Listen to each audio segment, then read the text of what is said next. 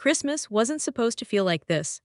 Not icy marble floors under bare feet, not silence broken by fists pounding the front door, and definitely not police lights flashing outside a Jaipur apartment, because the in-laws decided to show up like it was a raid, not a family visit.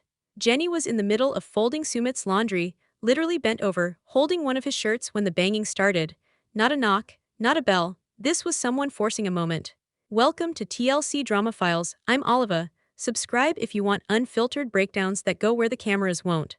And tell me in the comments, if you were Jenny, would you have opened that door? She didn't, she froze. Her eyes flicked to the peephole, but her body said what her mind wouldn't yet admit. Lock the door, back away, breathe. This wasn't a stranger. Jenny could feel it in her spine. Whoever was outside knew she'd be alone. No film crew, no TLC handler, no translator with a country-pleasing smile, just her. And a voice from the other side she recognized immediately, Sumit's mother. The Hindi came sharp, hard, filled with demand, not conversation. Jenny didn't catch every word, but she didn't have to. The energy filled in the blanks. Accusation. Authority. Something flipped over in the hallway. The crash echoed. Maybe a vase or a decorative bowl from the entry table. Something that came standard with the rental but now felt like a message. Jenny moved without thinking up the stairs, grabbed the landline from the drawer near the dish rack, and crouched inside the bedroom. She didn't have shoes on. Her phone was still charging in the other room. Her hands were shaking too much to even dial fast. She whispered to the police. The dispatcher asked if they were armed. She said no, but they were yelling, someone broke something. Someone pushed the door even though it was locked. She started to cry, not because she was hurt, but because she wasn't sure if anyone would believe her. The fear wasn't theatrical, it was physical. Her body was making decisions faster than her thoughts could catch up with. And that's always the clearest sign. Fear doesn't negotiate. 10 minutes passed, then 15, then silence, not calm, not resolution, just absence. The kind that feels charged, like something just left but might come back louder. When she opened the door, glass was on the floor. The smell in the air was unfamiliar, tension so thick it had a scent. One of Sumit's framed photos had been knocked to the ground. A scarf she'd left hanging on the back of the chair had been stepped on or tossed. It didn't matter which. The point was clear. Someone treated this home like it was still theirs. You think calling the police was the turning point? That was only the beginning. When Sumit finally picked up the phone, she thought maybe this would be the moment everything shifted. That he'd hear her voice panic, ask if she was hurt, ask where she was, say he was on his way. None of that happened. He picked up on the second ring, flat. She told him what happened. The banging, the yelling, the vase, the bedroom. And all he said was, why did you call the police? Not, are you okay? Not, I'm coming home. Not even, where are you now? Jenny sat on the edge of the bed, still holding the phone, her jaw clenched. One question sat between them like a brick wall. It felt less like concern and more like damage control. Like she'd disrupted something, not the piece but the mask. While she had been whispering into a landline, crouched near a window in a locked room, he was out. Busy, smiling on Instagram. A post went up around the same time she was filing the police report. Casual, a cafe. Captioned with something about peace and growth. He didn't tag her. He didn't mention anything. And if you'd been scrolling past it, you'd never know his wife was in a hotel down the road wondering if she'd just burned her life down by picking up the phone and asking for help. She tried to explain it again, what it felt like, the fear, the violation, the shock. His response barely moved. How do you explain to someone who thinks parents yelling doesn't count as harm? That forced entry doesn't count as threat because they just wanted to talk. It's not that Sumit screamed at her. It's that he met her fear with neutrality. And neutrality during harm isn't neutral at all. It's a side, it's a choice. So she packed, one bag, just the essentials. No dramatic suitcase haul, no final breakup speech. Because she wasn't sure it was over, she just knew she couldn't sleep in that apartment again. Not while the energy of that knock still lingered. Not with a guy who treated her panic like it was an inconvenience. When someone stares at your trauma and wonders how it might affect them, you don't need a restraining order. You need a new location. She went to a mid-range Jaipur hotel, the kind that doesn't ask too many questions. The front desk clerk gave her the key without pressing. She kept her sunglasses on. Didn't even take off her shoes before sitting on the bed. She didn't turn the lights on. She just sat in the dark, stunned, not from the noise, but from the silence that came after. She didn't go to escape him. She went to see if he'd follow. Years before the knock, before the broken vase, before the hotel room with the flickering hallway light, Jenny had already been warned. Not directly, not with honest words, but with glances, with rooms that went cold the second she entered, with traditions used like barbed fences. She had spent years slowly reshaping herself to fit into a space that never made room in return. And the family never hid it. They didn't pretend to embrace her. They just let her stay, like a long-term guest who had overstayed a cultural welcome. It started as passive disapproval, side-eyes during meals, heavy silences in family gatherings, the kind of cold politeness that doesn't need translation. On camera, Sumit's mom folded her hands sweetly but spoke daggers.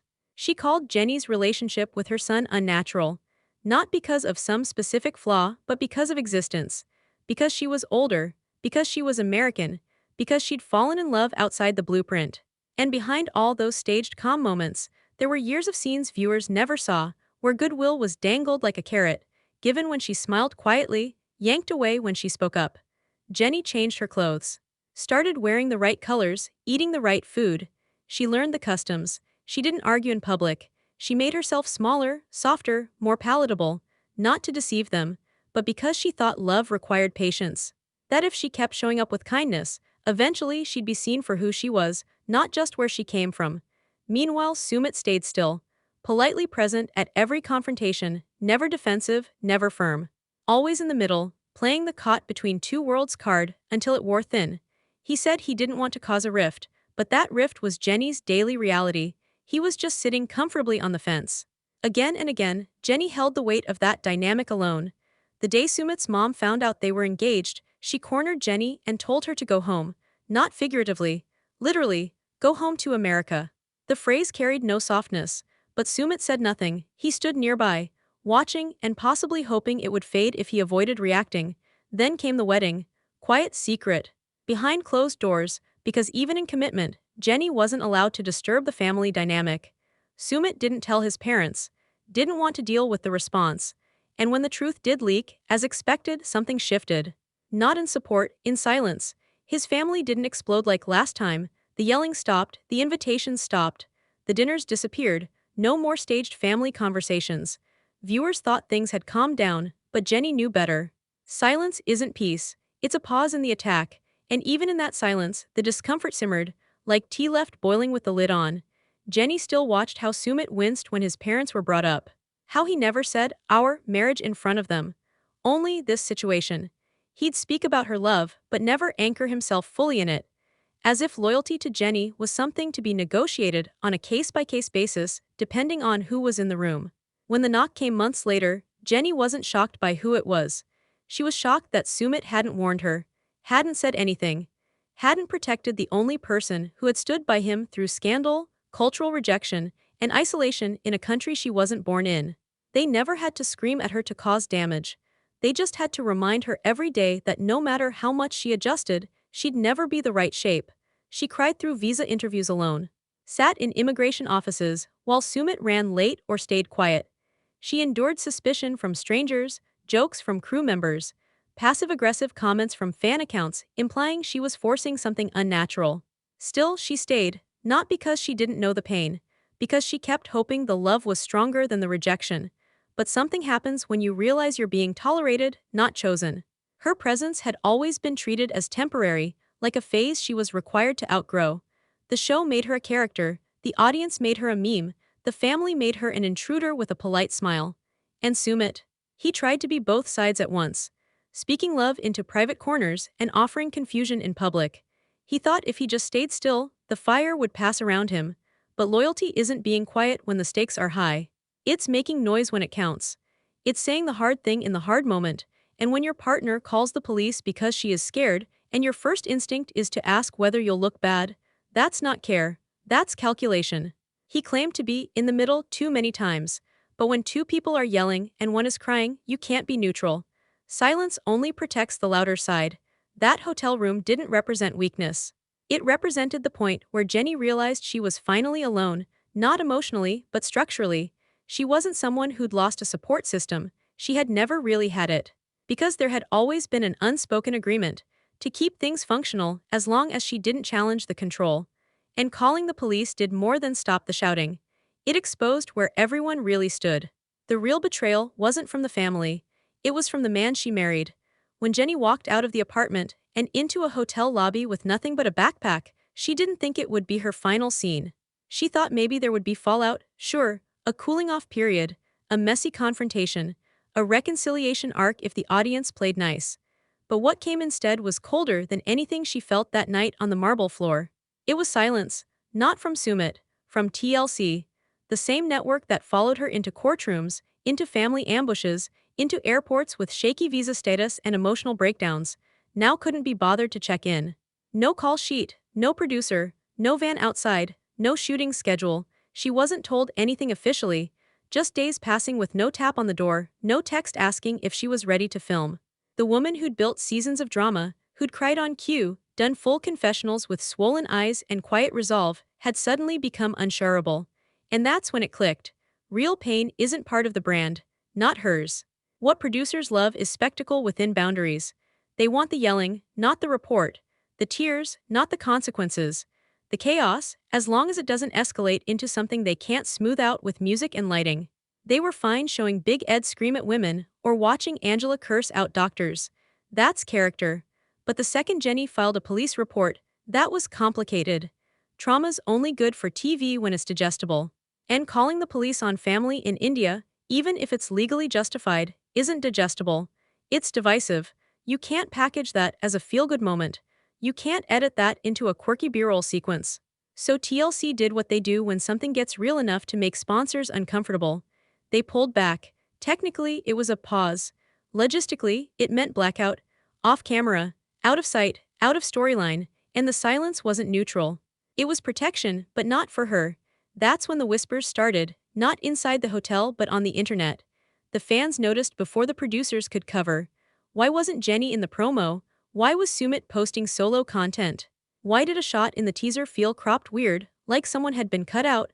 Reddit threads started spilling. TikTok commentators rewatch scenes with new eyes. She looks scared in the background here. She's sitting closer to the edge of the couch in this scene. There's no hand-holding in this episode. People began connecting dots. One blurry image of broken glass, shared by a neighbor on a local Facebook group, traveled faster than the network's silence. And then came the edit removals. Scenes teased 6 weeks earlier suddenly vanished. A breakfast sequence that was supposed to feature Jenny's reaction to something Sumit's cousin said. Gone. A walk through the Jaipur market, where she looked visibly shaken by something off-camera. Clipped, scrubbed, like she'd never been there. Anyone watching closely could tell a decision had been made. Jenny's fear wasn't cute enough for the tone. Her boundary hadn't followed the script. And now, she was sidelined not because she'd broken a rule, but because she'd done something the show could no longer control. She took the narrative into her own hands by filing a report. Behind the scenes, quiet apologies rolled in through DMs. A crew member she'd once bonded with over bad hotel coffee. A translator who'd been there during one of the hardest family confrontations. A friend of a friend who worked audio and had caught wind of the off-camera chaos. All of them said the same thing. We didn't know. They kept it quiet. We didn't think they'd come like that. Not one message from production directly, not one executive reaching out, not even a form of solidarity, just vacuum.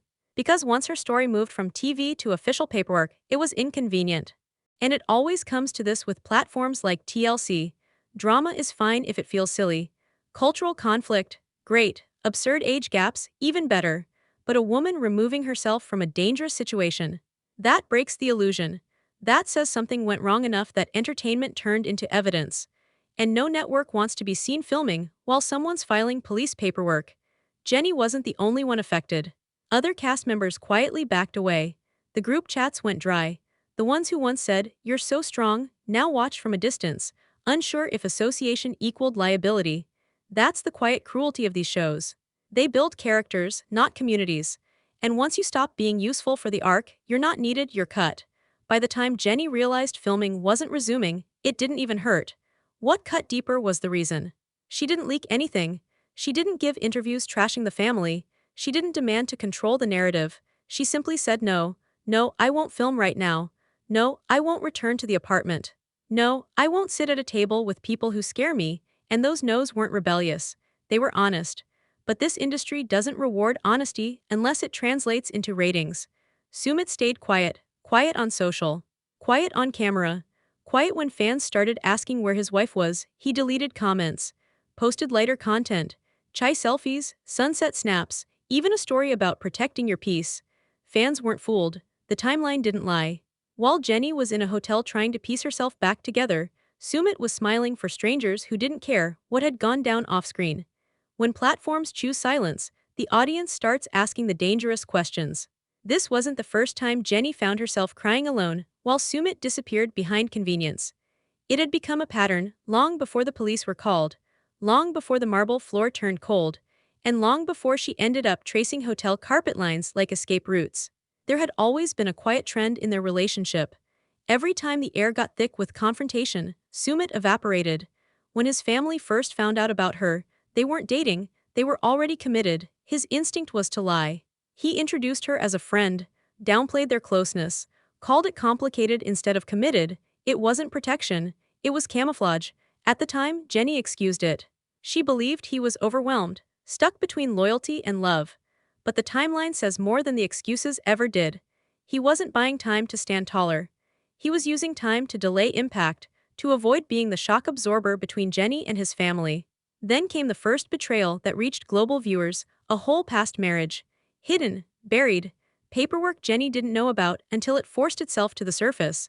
The lie wasn't just about someone else's name on a certificate. It was about watching Jenny pull it out of the shadows herself while he stood there, muttering about not wanting to hurt her. When people say they lie to protect you, it usually means they were protecting themselves from your reaction. At the visa office, he was late again. The interview had heated questions about motives, about age, about marriage fraud concerns. Jenny stood there answering for both of them, trying to keep her voice from cracking. Sumit was 5 paces behind, silent most of the time. Once again, the pattern held. Present but not engaged, supportive but without weight. Each time a crisis showed up, Jenny faced it frontally while he turned sideways. And when fans pointed it out, there was always a packaged excuse. Cultural conditioning, parental pressure, fear, but Jenny wasn't asking for bravery, she was asking for honesty, consistency. A signal that no matter who challenged their bond, he wouldn't vanish when they yelled loud enough. Now cut to the same woman, hours after police filed a domestic disturbance report under her name, curled into her hotel bedding with a scratched hand from broken glass, scrolling Instagram, wondering how it all looked from the outside. The answer came fast. It looked peaceful on his page. Sumit had posted a sunlit photo in a cafe, calm face, filtered glow, captioned something about letting go of what disrupts your peace. There was no mention of her, no acknowledgement of the chaos, no reflection of the fact that he'd spoken to his wife and failed to say he was sorry. This wasn't unawareness, it was insulation. Because admitting Jenny's fear would mean absorbing some responsibility for why she left in the first place. She stared at that post for a long time. Not because she was shocked, she'd learned not to expect immediate reactions, but because it felt intentional. A message that the problem wasn't the break-in, it was her reaction to it. That safety wasn't what mattered, it was appearances. And that disgusted her more than anything his family ever said. So she wrote the last message she'd send him. It wasn't long. It didn't beg. It didn't explain. It was the kind of line that shakes something loose in a person if they care. She wrote, "I'm safe, I hope that matters to you." And the response, silence. Again, she put the phone down, face first. Let it vibrate, didn't even check anymore. Because absence has a tone. It's not neutral. It's chosen. Especially when it follows fear. All this time, Jenny hadn't needed a hero. She wasn't asking to be rescued from cultural obstacles or tough relatives. She knew what country she was in. She understood what she signed up for. She wasn't naive. What she hoped for was partnership. Someone to say, in private and in public, that her presence mattered more than convenience. But Sumit's consistency wasn't in his love. It was in his strategic quiet. He was loud about his love when cameras rolled and when the questions were safe. But the moment those questions came laced with real consequences, visa issues, parental threats, actual police, his volume dropped. It always did. Even their wedding, the so-called ultimate symbol of their triumph, wasn't shared with his family. Why? Because he wanted the marriage but not the confrontation. He didn't stand by her, he stood behind her every time. Which means she was the one absorbing the blows while he analyzed the optics. It's not always about who yells in a relationship. Sometimes, the damage is done by who avoids the volume altogether. Because if you only show up when the story is flattering and vanish when it isn't, you've answered the question without ever speaking. She didn't need a savior, she needed her husband to act like one. The hotel was quiet in the way hospitals feel quiet, sterile, humming, uncertain. Jenny sat on the edge of the bed in the outfit she was wearing when the yelling started. She hadn't unpacked, she hadn't eaten. Her phone was still face down, its screen untouched since she sent that last message and got nothing in return. But there was one thing she knew she had to do. Not because it would undo the fear, or fix the story, but because it would make what happened permanent. Traceable, real in a system that didn't run on emotion. She called the police station back, not the emergency line this time. The dispatcher remembered her voice. They told her she could come in the next day to file a formal report. No rush, they said, calm, in the way you only are when it's not your reality being rewritten in whispers and denial. She didn't argue. She said thank you. Wrote down the address with the hotel's cheap pen on the back of a receipt. The next morning she went alone. No translator, no assistant, no production crew, no partner. Sumit didn't ask where she was going, didn't offer to come, she didn't expect it anymore. The security guard outside looked her up and down. A foreign woman, carrying a small folder in a city where most outsiders came for palaces, not paperwork. But he let her pass. Inside, the chair was plastic. The desk was metal. The AC didn't work. The officer looked tired but not impatient. He listened more than he spoke, asked short questions, jotted down notes. Jenny's hands trembled as she held the pen. Signing her name at the bottom felt heavier than anything she had signed before, marriage papers included. The paper was nothing dramatic. One page, A4 size. No official logo, no blazing headline, just printed lines. Complainant's name, contact, passport number, address where the incident occurred. And then the section that mattered most, incident details. She explained it slowly. They arrived without notice. They used aggressive language. Items were damaged. She felt physically cornered, emotionally intimidated. She couldn't understand every word, but the tone was threatening. She'd gone upstairs because she felt unsafe. Locked the bedroom. Called for help, he nodded slowly. Then, the question. Were they armed? She paused, said no, and then paused again. Because armed didn't reflect reality. They didn't need weapons. They had entitlement sharper than anything steel could shape. They acted like she had stolen something from them, and they came to reclaim it. But you can't write that on a form, so she said, they weren't armed, but they threw something glass. And it shattered near the wall. The officer asked if she'd take photos. She had, on her phone, a frame knocked over, shards on the floor, a photo strip twisted and creased near the dining chair. He looked at it, expressionless, and asked for a copy. She emailed it before losing the nerve. Then came the final line of the form, reason for filing. The officer paused there. She watched his pen hover, then he looked at her again. You want charges? Jenny didn't know the answer. She came because she needed the record. To stop the way her own brain was trying to soften the memory overnight. To stop Sumit's silence from shaping the story like her fear hadn't counted. She shook her head. No charges. But I want it documented. He nodded. Wrote 4 simple terms. Unlawful entry, verbal aggression, property damage, emotional distress. Each phrase sat on the paper like a weight. Not just labels, memorials. Because what hurts more than being hurt is being erased. If she hadn't called, if she hadn't written this, the entire thing could have been reframed as her overreacting. She could have returned to the apartment. Been told it wasn't serious. That it's how elders act when upset. That it's cultural. That it passes. But she'd been down that path too many times, and it never ended with her being protected. It ended with her lowering her standards of safety to match everyone else's comfort. So now, she had something stronger than a selfie or a storyline. She had evidence. When the officer slid the paper toward her, asking for a signature, her hand was shaking harder than before. Not from fear this time, from clarity. Because once her name hit that line, she couldn't lie to herself anymore. Something serious had happened. Something real enough that a government office put it in ink. She signed. No camera caught it. No TLC crew followed her out. No boom mic hovered above her as she stepped back into the daylight. This wasn't the kind of footage networks treasure. Because it wasn't tearful enough to manipulate, and it wasn't Mariah Carey level dramatic enough to meme. It was simple. Real, human, and that's why they left it. When she got back to the hotel, she took the paper and folded it neatly. No creases through the wording. She placed it in the inner sleeve of her passport holder, not out of paranoia but protection. That sheet of paper became the shield no one else had held up for her. And in that quiet space, without edits or music cues or staged confessions, she sat with what the report really meant. It meant she had stopped accepting fear as tradition. It meant she had stopped playing the passive one who took every attack because she was the foreigner. It meant the next time anyone tried to say she misunderstood, or overreacted, or imagined it, She had paper that said, "No, this happened. Whether you want to be uncomfortable with it or not." She wasn't trying to ruin anyone. She wasn't seeking revenge. Jenny didn't storm through India threatening lawsuits or press tour. She wrote it down so she could finally stop second-guessing her memory. So she could go one day, or 1 year, without wondering if she'd made something seem worse than it was, or worse, if her silence would allow someone else to do it to her again. The saddest thing wasn't that she filed a police report. It was that it took this long to feel like she could.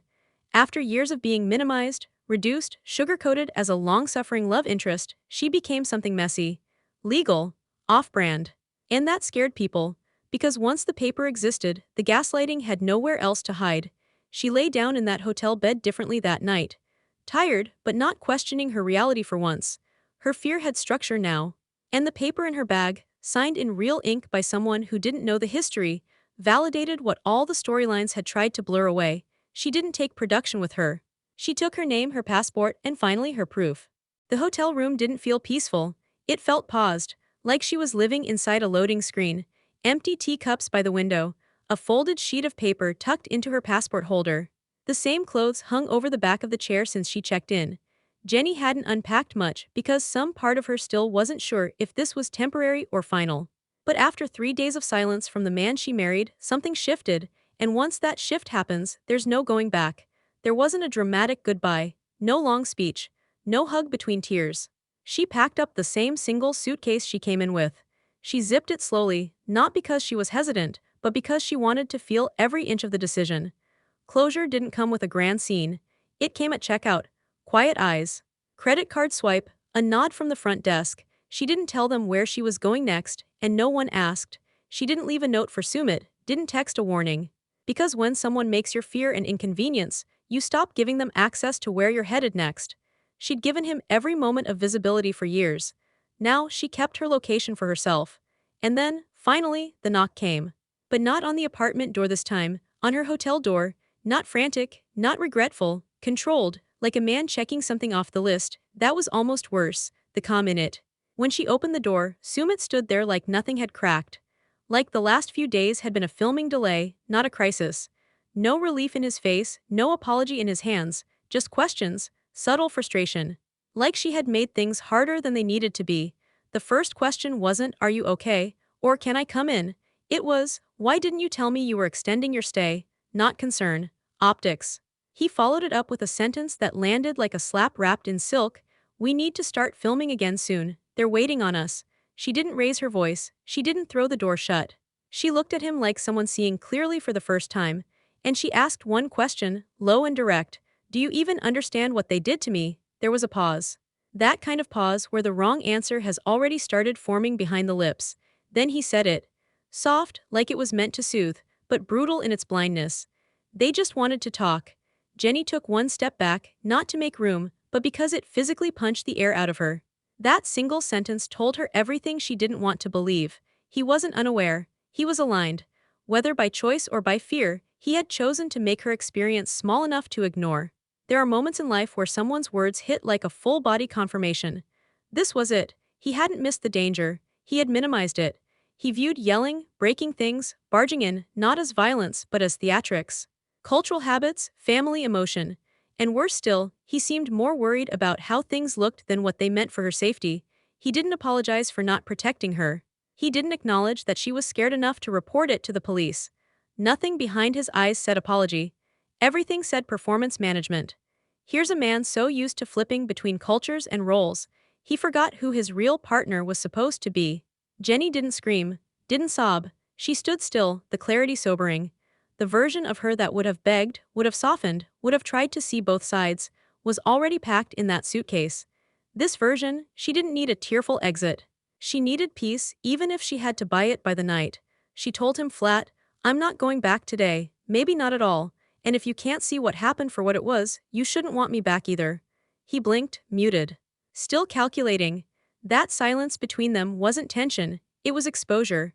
All the mess between them had been built on one false belief. That love alone could outweigh history, behavior, neglect. But the final truth was simple. Jenny had been loyal to someone who showed up only when it served the storyline. Love without accountability is fantasy. Marriage without protection is a signature on paper, not a partnership. And quietly, Jenny understood. She hadn't been abandoned this week. She'd been alone the entire time. She only recently admitted it.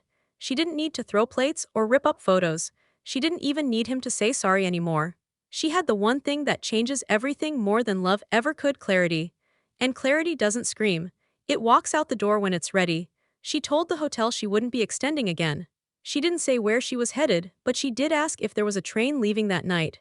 Front desk nodded, asked if she needed help with the bags. She said no. No one from production called. Not that week, not the next. The timeline of messages dried up, like they'd been told to stand down until it was saleable again. But Jenny no longer needed the crew. The story had ended long before the film ever could. Before she walked away, she didn't cry. Because she wasn't sad. She was finished. And when a woman has nothing left to prove, not to a family, a man, or a fanbase, that's when she becomes unstoppable. For what happened next, what blew up on social media after fans noticed Jenny missing from previews and raised questions TLC couldn't answer, that's a whole different file you won't want to miss.